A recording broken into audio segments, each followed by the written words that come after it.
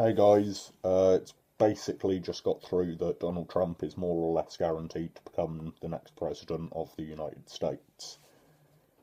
Don't really know what to make of that, but what I do know is now, as much as it might seem like it, is not the time to give up. It's not the time to give up the fight for LGBT rights, it's not the time to give up for fighting for black lives. It's not the time to give up on any of the fronts where we have made progress in the last 8 years. We need to redouble our efforts and we need to push harder, not to gain ground anymore, but to defend the ground we've already gotten. Because with the Republicans holding the Senate and the House of Representatives and the presidency and almost definitely the Supreme Court, there is nothing else we can do.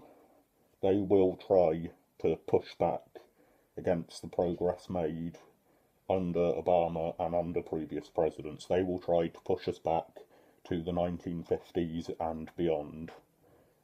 And we need to make sure that doesn't happen. And the only way we are going to make sure of that is with public support, with keeping a tight grasp on the media, with, again, fighting like we always have.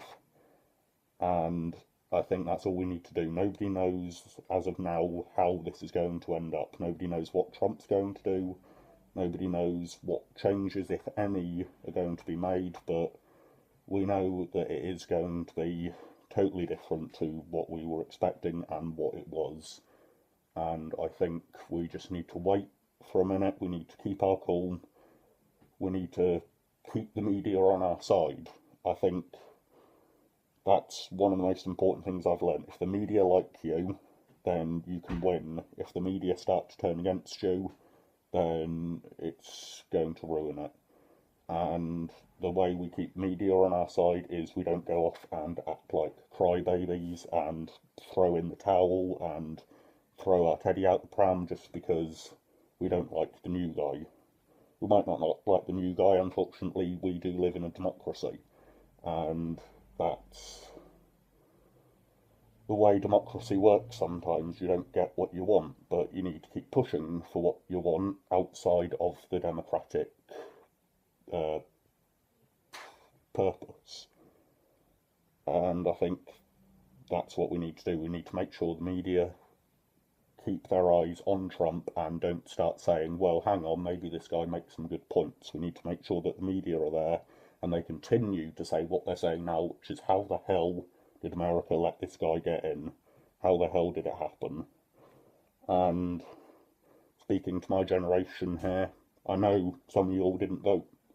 I know you didn't. You know, large numbers of people don't vote, but if in another 4 years you want Donald Trump out of the White House, you need to vote.